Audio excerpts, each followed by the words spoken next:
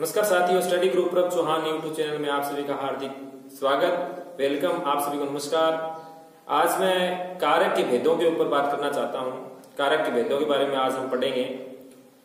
इससे पहले एक हमारी जो पुरानी वीडियो थी उसके अंदर हमने कारक की परिभाषा को देखा था। कारक के भेदों के बारे में भी हमने वहां पर बात की थी, सामान्य जानकारी हमने प्राप्त की थी। आज कारक के जो भेद हैं उनके बारे में बात करना चाहते हैं। कारक के भेद देखो, कारक के भेद कौन कौन से हैं, क्या हैं। तो देखो, अपने क्या है, संस्कृत के अंदर संस्कृत में कारक कितने हैं? कारक हैं 6। कारक कितने हैं? 6 संस्कृत में। और हिंदी में कारक कितने हैं? हिंदी में कारक 8 है। हिंदी में कारक कितने हैं? 8 है। और संस्कृत में कितने हैं कारक? 6 हैं। तो देखो कौन कौन से कारक? कर्ता, कर्म कारक, कर्ता कारक, कर्म कारक, करण कारक, संप्रदान कारक, अपादान कारक,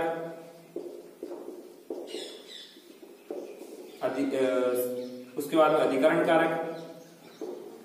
इस प्रकार से 6 तो संस्कृत में कारक कितने माने गए हैं? 6 कारक माने गए हैं। इनके अलावा 6 तो ये हो गए, और 2 कौन से होते हैं? 7वां। इसमें 6 तो ये इंक्लूड कर लेना, और 7वां कौन सा? जैसे संबंध को, ये क्या है, हिंदी में कारक माना जाता है, संस्कृत में संबंध को कारक नहीं माना जाता है। ठीक है। 8वां कौन सा है? संबोधन। 8वां कौन सा है? संबोधन। अब देखो, कर्ता कारक, कर्म कारक, कर्ता कारक, कर्म कारक, करण कारक, संप्रदान कारक, अपादान कारक, अधिकरण कारक क्या होता है? हमने वहां पे देखा था, कारक की जो परिभाषा देखी थी। संबंध को हम कारक नहीं मानते हैं क्योंकि क्रिया के साथ में इसका कोई भी जुड़ाव नहीं होता है, इसलिए क्या है, इसे संबंध को हम कारक नहीं मानते हैं। हिंदी में कारक जो संबंध है इसको कारक माना जाता है। संबोधन को भी संस्कृत में कारक नहीं मानते हैं। तो अब हम बात करते हैं कर्ता कारक किसे कहते हैं। क्या कहते हैं? कर्ता कारक किसे कहते हैं। तो कर्ता कारक के लिए देखो, कर्ता कारक हिंदी में बात करूंगा, ठीक है। देखो क्या कहता है कर्ता कारक। कर्ता कारक का मतलब है जो व्यक्ति किसी क्रिया को करता है, यानी जो व्यक्ति किसी क्रिया को, जो व्यक्ति या कुछ कर लो आप, यानी क्रिया को करने वाला, क्रिया को स्वतंत्र रूप से जो करता है, स्वतंत्र रूप से करने वाला है, स्वतंत्र रूप से करने वाला है, यानी जो क्रिया को करने वाला है, साक्षात रूप से क्रिया को करता है, उसे हम क्या कहते हैं? कर्ता कारक कहते हैं। इसके अंदर, हिंदी के अंदर, यानी क्या है, इन कारकों के कुछ है चिन्ह भी होते हैं। तो कारकों का इसमें चिन्ह क्या होगा? कारक चिन्ह क्या होगा? ने होगा। क्या होगा? कर्ता कारक में ने लगा हुआ होगा। एक और बता देता हूँ, हिंदी के अंदर, हिंदी व्याकरण के अंदर ने कहाँ दिखाई देगा? वाक्यों में, बहुत से वाक्यों में देखोगे तो ने नहीं दिखाई देगा आपको। तो वो वहां कहते हैं कि भूतकालिक जो क्रिया होती है ना, भूतकालिक क्रिया के अंदर ने दिखाई देगा। भूतकालिक क्रिया में ने जो कारक है, कर्ता कारक का चिन्ह, कारक चिन्ह वो प्रयुक्त होता है। ठीक है। भूतकालिक क्रिया में प्रयुक्त होता है। वर्तमान व भविष्य अकर्मक क्रिया के अंदर ने प्रयुक्त नहीं होता है। जैसे मैंने कह दिया, राम ने पत्र लिखा, ठीक है, राम ने पत्र लिखा, तो यहाँ पे ने आ गया। जैसे राम पुस्तक पढ़ता है, तो यहाँ पे ने नहीं है ना, पढ़ता है, तो ने नहीं आया। तो यानी इसका मतलब है, इसमें भी क्या है, अब पढ़ता है, पढ़ने का काम राम कर रहा है। कौन कर रहा है? राम कर रहा है। तो यहाँ पे राम क्या हो गया? कर्ता हो गया। स्वतंत्र रूप से क्रिया कौन कर रहा है? पढ़ने वाला कौन है? तो राम है। तो राम यहाँ पे क्या हो जाए? कर्ता कारक हो जाए। क्रिया को स्वतंत्र रूप से करने वाला क्या कहलाता है? कर्ता कारक कहलाता है। तो अब पढ़ने का काम राम कर रहा है, तो राम यहाँ क्या हो गया? कर्ता कारक हो गया। और कर्ता कारक में क्या है? कर्ता कारक में प्रथमा विभक्ति हो जाती है। कर्ता कारक में कौन सी विभक्ति हो जाती है? प्रथमा विभक्ति हो जाती है। इसका संस्कृत में उदाहरण देखते हैं अपन। कर्ता कारक में प्रथमा विभक्ति हो जाती है। मैंने आपको हिंदी में बताया, क्रिया को स्वतंत्र रूप से जो करने वाला है वो क्या कहलाता है? कर्ता कारक कहलाता है। कारक चिन्ह क्या प्रयुक्त होता है? ने होता है। भूतकालिक क्रिया में ने प्रयुक्त होता है। जैसे राम ने पत्र लिखा, ठीक है। और वर्तमान कालिक यानी वर्तमान कालिक क्रिया आ जाए या भविष्य की बात करें या आकर्मक क्रिया के अंदर क्या है, ने प्रयुक्त नहीं होता। उदाहरण में आप यहाँ उदाहरण देख सकते हो, ये क्या है, पत्र लिखा यानी क्या भूतकालिक है, इसलिए ने दिखाई दिया, इसमें ने नहीं दिखाई दिया।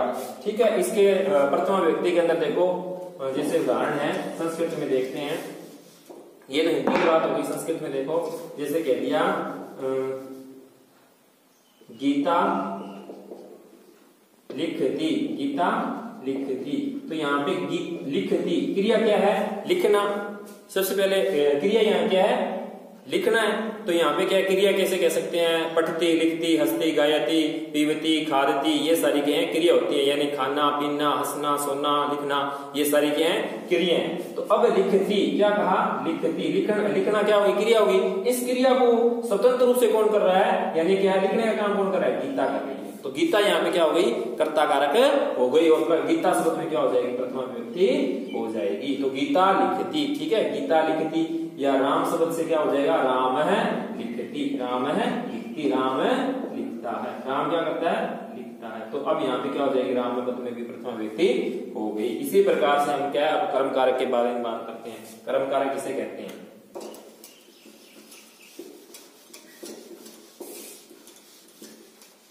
कर्म कारक देखो, कर्म कारक किसे कहते हैं, कर्म कारक देखो, कर्ता जिस वस्तु को चाहता है, जिस वस्तु को सर्वाधिक चाहता है, सबसे ज्यादा सर्वाधिक चाहता है या प्राप्त करना चाहता है, ठीक है, या प्राप्त करना चाहता है या चाहता है, उसे कर्म कारक कहते हैं, उसे कर्म कारक कहते हैं। ठीक है।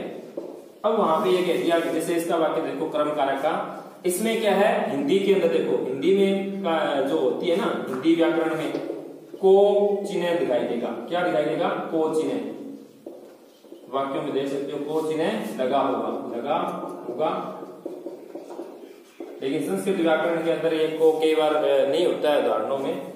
तो अब इसमें कर्म कारक देखो, कर्ता जिस वस्तु को सर्वाधिक चाहता है उसे कर्म कहते हैं, कर्म कारक कहते हैं। और कर्म कारक में कौन सी विभक्ति होती है, यहाँ पे लिख देता हूँ, द्वितीय विभक्ति प्रयुक्त होती है, द्वितीय विभक्ति प्रयुक्त करते हैं। तो वाक्य देखते हैं, जैसे वाक्य मैंने कहा,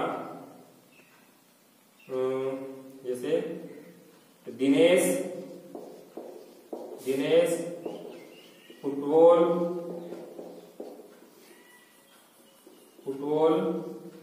खेलता है, एक वाक्य लिया, फुटबॉल को खेलता है, फुटबॉल खेलता है।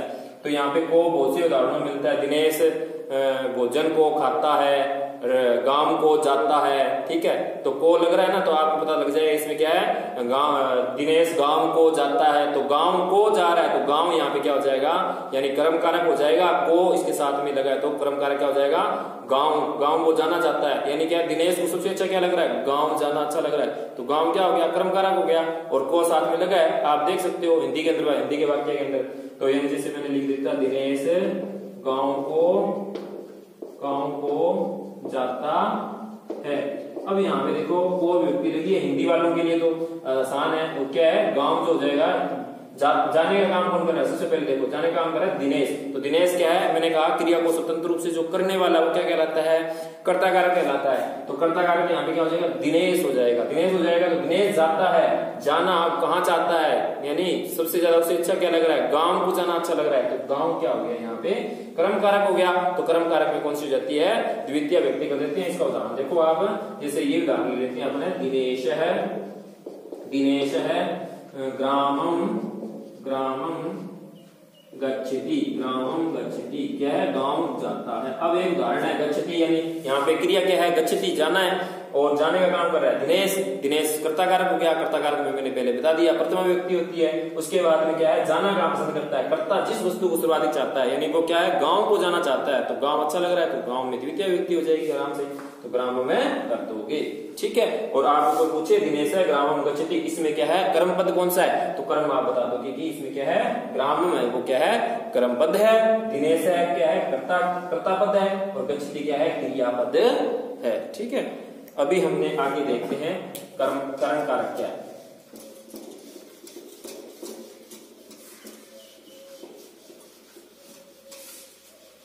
करण कारक देखो, करण कारक,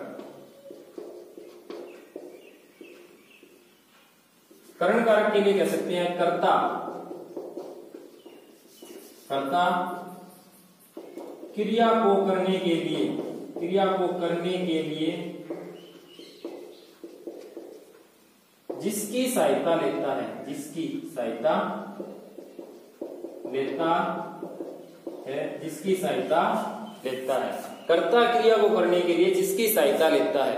अब कोई माध्यम, इन किस माध्यम से कोई कार्य कर रहा है, जैसे मैंने एक वाक्य ले लिया, जैसे वाक्य आसान सा वाक्य है, तुम कलम से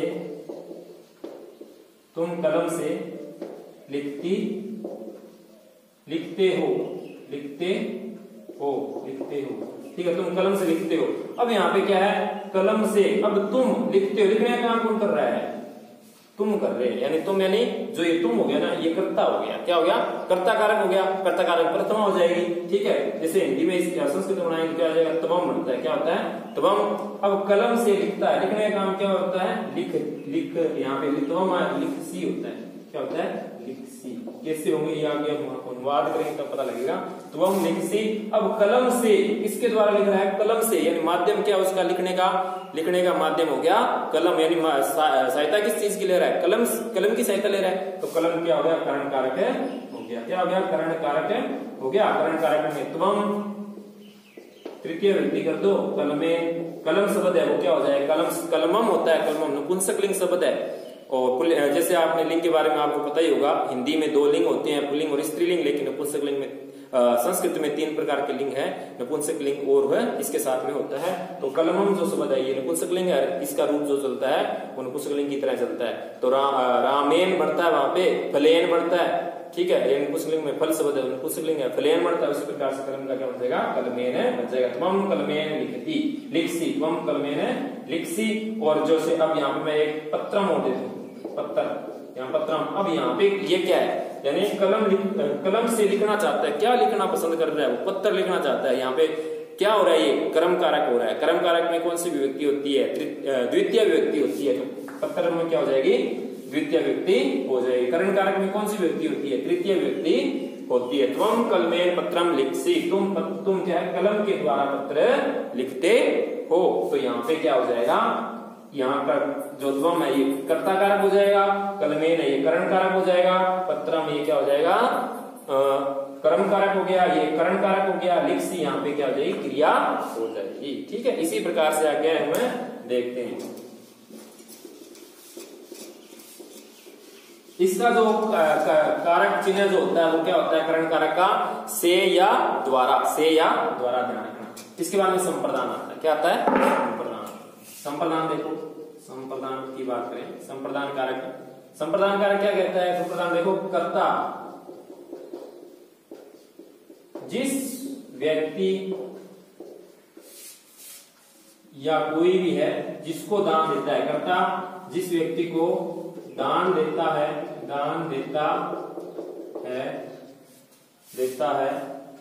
और वह व्यक्ति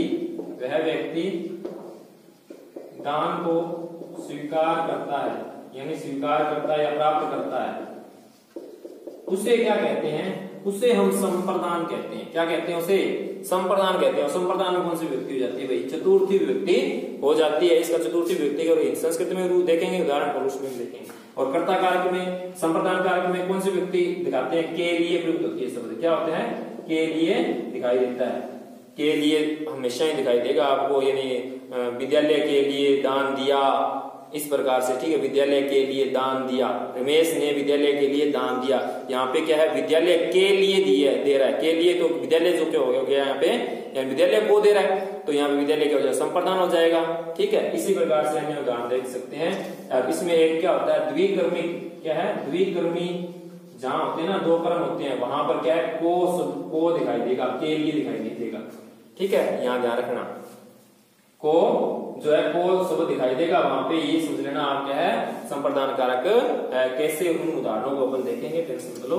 जैसे एक उदाहरण हम संस्कृत में लेते हैं, पहले उसकी बात करते हैं। जैसे मैंने लिख दिया, जैसे नृप है भिक्षुकाय भिक्षुकाय धनम ददाति धनम ददाति।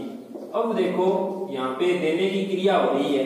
देने की क्रिया के अंदर भी हम देने की क्रिया के अंदर क्या होती है, देने की जो क्रिया है वहां पे चतुर्थी व्यक्ति हम करते हैं देने ददाती। देने का काम कौन करता है? स्वतंत्र रूप से दे रहा है। कौन दे रहा है भाई? राजा दे रहा है। नृपय यानी राजा, तो राजा दे रहा है। तो यहाँ पे राजा क्या हो गया? कर्ता कारक हो गया। कर्ता कारक में कौन सी होती है? मैंने बताया प्रथमा व्यक्ति होती है। अब देना क्या चाहता है, यानी क्या इच्छा है उसकी देने की, यानी धन देना चाहता है वो, तो धन यहाँ पे क्या हो जाएगा? कर्म हो जाएगा। कर्म में कौन सी हो जाएगी? द्वितीय विभक्ति हो जाएगी। क्रिया क्या है? क्रिया ददाती है, तो यानी ये क्रिया होगी। ये क्या होगी? क्रियापद हो गया।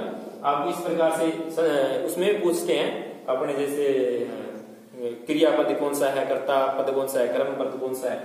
अब राजा देना चाहता है, धन देना चाहता है। किसे देना चाहता है? किस व्यक्ति को दे रहा है? तो भिक्षुक भिखारी जो है उसको दे रहा है, और भिक्षुक क्या है? उसे प्राप्त कर रहा है। तो भिक्षुक क्या हो गया? यहाँ पे संप्रदान हो गया। संप्रदान में कौन सी विभक्ति हो जाती है? चतुर्थी विभक्ति होती है। जैसे राम के रूप के अंदर रामाय, रामाय, रामाभ्याम और रामेभ्य बनता है। उसी प्रकार से क्या बन जाएगा? भिक्षुकाय, भिक्षुक को देता है भिक्षुकाय। दो भिक्षुक हो तो भिक्षुकाभ्याम, और तीन हो तो भिक्षुकेभ्य। ठीक है, तो यहाँ पे एक है तो एक भिक्षुक दे रहा, भिक्षुकाय धनम ददाति। ठीक है, और हिंदी में वाक्य आप देख सकते हो। मैंने एक बार दान दे दिया, दिनेश विद्यालय के लिए धन देता है। ठीक है, के लिए देता है, तो इस प्रकार से आप यूज कर सकते हो। जैसे इसमें कह दिया राम श्याम को पुस्तक देता है। ठीक है, अब को यहाँ पे देखो को है ना, तो यानी यहाँ क्या? दो पुस्तक और श्याम, यानी पुस्तक देता है। तो अब यहाँ पे क्या? द्विकर्मी की धातु दिखाई दे रही है। अब श्याम जो हो जाएगा ना, ये संप्रदान कारक हो जाएगा, और संप्रदान में कौन सी व्यक्ति हो जाएगी? के लिए दिखाई नहीं दे रहा है, यहाँ पे को दिखाई दे रहा है। फिर भी श्याम जो है ना, यहाँ पे क्या है? ये श्याम जो है वो क्या हो रहा है? संप्रदान हो रहा है। कैसे? देने का काम कौन कर रहा है? राम, तो राम कर्ता कारक हो गया। देना देता है, देता क्रिया हो गई, और देना क्या चाहता है? पुस्तक। सबसे अच्छा उसे पुस्तक देना अच्छा लग रहा है, तो पुस्तक दे रहा है। पुस्तक क्या हुआ? कर्म कारक हो गया। और अब श्याम यहाँ पे क्या हो गया? किसको दे रहा है वो? यानी जिसको दे रहे हैं उसको हम संप्रदान कहते हैं। तो संप्रदान संज्ञा होती है, संप्रदान चतुर्थी व्यक्ति है, तो श्याम क्या हो जाएगा? चतुर्थी व्यक्ति हो जाएगी, इसमें संप्रदान कारक हो जाएगा। इसके बाद में आगे बात करते हैं। इसी प्रकार से देखो अपादान। अपादान की बात करूं, क्या है? अपादान, अपादान कारक, अपादान कारक। अपादान कारक देखो, किसी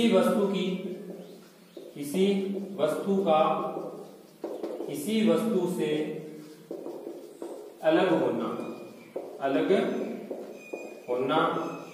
या तुलना करना। ठीक है, जिससे कोई वस्तु अलग हो रही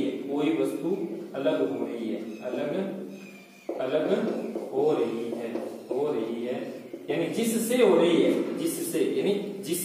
रही है ना कोई वस्तु, जिस वस्तु से कोई वस्तु अलग हो रही है, जिस वस्तु से हो रही है, तो उसमें हम क्या कर देते हैं? उसकी अपादान संज्ञा हो जाती है। कौन सी हो जाती है? अपादान संज्ञा। और कौन सी व्यक्ति हो जाएगी? पंचमी, यानी पंचमी व्यक्ति हो जाती है। जिससे कोई वस्तु अलग हो रही है या तुलना करना हो, यानी जिससे यहाँ पे दो वस्तुओं की तुलना कर रहे हो, वहां भी क्या हो जाती है? पंचमी व्यक्ति हो जाती है। हम उदाहरणों को देखते हैं। जैसे अलग होने के लिए देखते हैं उदाहरण, आपने बहुत बार देखा है। वृक्ष से पत्ता गिरता है, वृक्ष से पत्ता गिरता है। यहाँ पे क्या है? से शब्द होगा, लेकिन वो से के साथ यानी पृथक होना, अलग होने के भाव में दिखाएगा, तो वहां समझ लेना अपादान कारक है। अब वृक्ष से पत्ता गिरता है, गिरना का, अब देखो गिरता है, गिरने की क्रिया हो रही है, तो गिरने की क्रिया हो रही है। अब गिर क्या रहा है? पत्ता गिर रहा है। क्रिया कौन कर रहा है? पत्ता कर रहा है, तो पत्ता यहाँ पे क्या हो गया? कर्ता कारक हो गया। कर्ता कारक में तो प्रथमा व्यक्ति हो जाती है, और गिरता है, गिरना क्या हो? क्रिया होगी। अब वृक्ष से टूट रहा है भाई, वृक्ष से टूट रहा है, यानी क्या है? किसी वस्तु, कोई दो वस्तुएं हैं, वृक्ष है और एक पत्ता है, तो दोनों वस्तुएं क्या है? दो वस्तुएं हैं, तो पत्ता टूट करके नीचे गिर रहा है, तो क्या है? पत्ता तो कर्ता कारक हो गया। जिससे वस्तु अलग हो रहा है, मैंने क्या कहा? जिससे वस्तु अलग होती है। अलग किससे हो रही है? वृक्ष से हो रहा है पत्ता, तो वृक्ष क्या हो गया? अपादान कारक हो गया। अपादान कारक में हम क्या कर देते हैं, पंचमी विभक्ति कर देते हैं संस्कृत के अंदर। और यहाँ वृक्ष से आप हिंदी में समझ सकते हो, वृक्ष से जो पद है वृक्ष है, यहाँ पे वो क्या हो रहा है, अपादान कारक हो रहा है। अपने क्या है हिंदी का भी उदाहरण देख लिया, इसके साथ साथ संस्कृत का देख लेते हैं। तो देखो वृक्षात पत्रम पतति, यानी क्या है वृक्ष से पत्ता गिरता है। तो पत्रम तो हो गया यहाँ पे कर्ता कारक, पतति क्रिया होगी जिससे अलग हो रहा है, तो वृक्ष से अलग हो रहा है, तो वृक्ष शब्द में क्या हो गई, पंचमी विभक्ति हो गई। जैसे क्या है राम, वृक्ष है पद क्या है पुल्लिंग है, और राम है पुल्लिंग होता है, जैसे उसमें रामात बनता है, यहाँ वृक्षात बन जाएगा। आगे देखते हैं, अपादान कारक हो गया।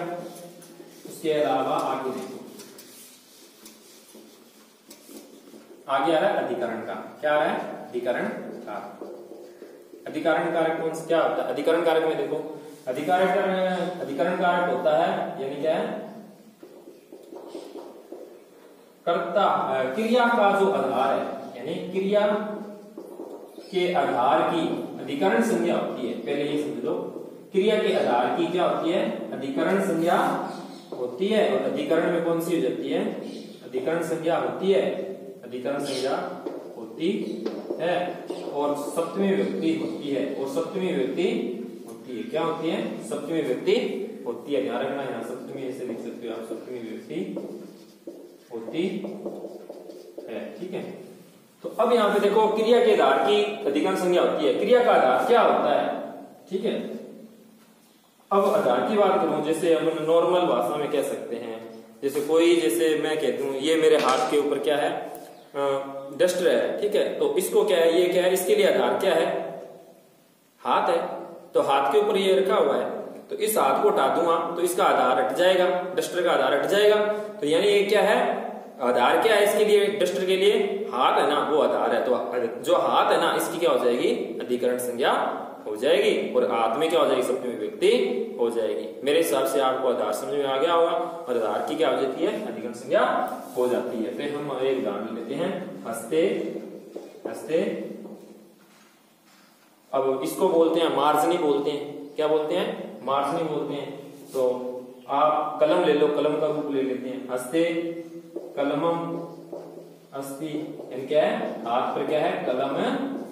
तो क्रिया का आधार क्या हो गया, हाथ हो गए हैं। हस्ते कलमम अस्ति, या मार्जनी अस्ति, इसे मार्जनी कहते हैं। तो हस्ते मार्जनी अस्ति, ठीक है, मार्जनी अस्ति, कलमम अस्ति, हस्ते कलमम अस्ति, इस प्रकार से, ठीक है। जैसे कुप्याम तेलम अस्ति, कुपी में तेल है, ठीक है। वृक्षे बानराः सन्ति, वृक्ष पर बानर है।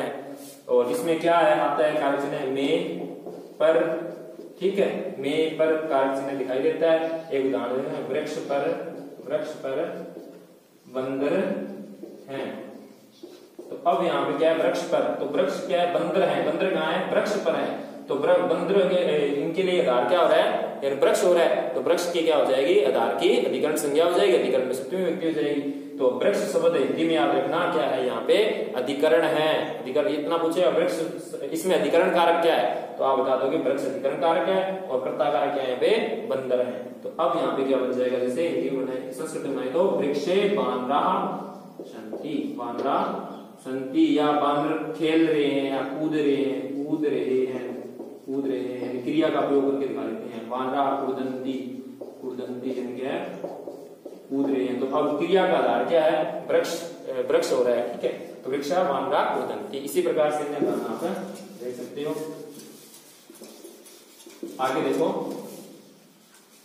अब बात करते हैं, ये तो गए 6 संस्कृत के अंदर। अब जो है संबंध को कारक नहीं मानते हैं, लेकिन संबंध संस्कृत में नहीं मानते हैं और हिंदी में मानते हैं। इसके लिए रा, का शब्द, की शब्द, के शब्द, या हिंदी में रा, री, रे आदि शब्द दिखाई देते हैं, ठीक है। तो वहां संबंध कारक होता है। हिंदी में संबंध को कारक मान लेते हैं, लेकिन संस्कृत में कारक को, संबंध को कारक नहीं मानते हैं। लेकिन संबंध में षष्ठी विभक्ति जरूर होती है। क्या होती है, षष्ठी विभक्ति होती है संबंध में, संस्कृत में, ठीक है। अब यहाँ पे देखो, जैसे यहाँ पे क्या होगा, किसी संज्ञा पद का या सर्वनाम पद का क्या है, किसी संज्ञा या सर्वनाम पद के साथ में संबंध होगा, जुड़ाव होगा, ठीक है। किसी संज्ञा या सर्वनाम पद का किसी संज्ञा या सर्वनाम पद के साथ में क्या होगा, संबंध होगा। जैसे मैंने उदाहरण लिया, गंगा का जल, क्या लिया, गंगा का जल। यहाँ गंगा का जल क्या है, अब जल जो है, जल का संबंध किससे है? अभी जल कहाँ का है? गंगा नदी का है, यमुना नदी का नहीं है। तो जल का संबंध किससे? गंगा नदी से है। तो यहाँ पे गंगा का जल क्या हो गया? संबंध हो गया। तो यानी यह क्या है? हिंदी में तो संबंध कारक माना जाता है। तो गंगा का ये जो हुआ ना, ये क्या हो गया? हिंदी में संबंध कारक है। ध्यान रखना इस चीज के बारे में। और संस्कृत में संबंध को हम कारक नहीं मानते हैं। तो इसके लिए हम उदाहरण इसका क्या बन जाएगा? गंगाया जलम, गंगाया जलम यानी गंगा जल। ठीक है। इसी प्रकार से अब देखो आगे, इसका क्रिया के साथ में कोई जुड़ाव नहीं होता है। जुड़ाव दिखा देता हूं। जैसे मैंने कह दिया रमेश है, रमेशस्य पुत्र है, पत्रम लिखती। कैसे? मतलब जुड़ाव नहीं होता है संस्कृत में। तो यहाँ पे लिखने का काम कौन कर रहा है? पुत्र कर रहा है। तो पुत्र क्या हो गया? कर्ता कारक हो गया। कर्ता में प्रथम व्यक्ति होगी। लिखना क्या है? क्रिया है। क्या है? क्रिया है। अब कर्ता क्या चाहता है? पत्र लिखना चाहता है। तो पत्र क्या हो गया? पत्र हो गया आपका कर्म कारक। तो यानी क्या है? कर्म का पत्रम लिखती का किम लिखती? पत्रम लिखती। तो यहाँ पे रमेश का क्या है? पुत्र। रमेश का क्रिया के साथ में कोई भी जुड़ाव नहीं है। इन तीनों का आपस में जुड़ाव है। इसलिए रमेश का क्या? रमेशस्य पद का कोई भी यहाँ पे अर्थ नहीं है। तो इसलिए क्या? संबंध को कारक नहीं मानते हैं। आगे देखते हैं। संबंध हो गया। संबोधन के लिए बात करते हैं। संबोधन क्या हो गई? संबोधन के अंदर देखो, संबोधन किसे कहते हैं? संबोधन कहते हैं किसी व्यक्ति को दूर से बुलाना ही संबोधन है। बुलाना ही क्या है? संबोधन है। दूर से किसी को बुलाना या आहूत करना, बुलाना ही क्या है? संबोधन कहलाता है। और संस्कृत में क्या हो जाती है? प्रथमा विभक्ति होती है। संस्कृत में तो क्या होती है? प्रथमा विभक्ति होती है। ध्यान रखना, संस्कृत प्रथमा विभक्ति होती है। और इसका भी क्या? क्रिया के साथ में कोई भी संबंध नहीं होता है। एक उदाहरण ले लेते हैं। जैसे हे छात्रा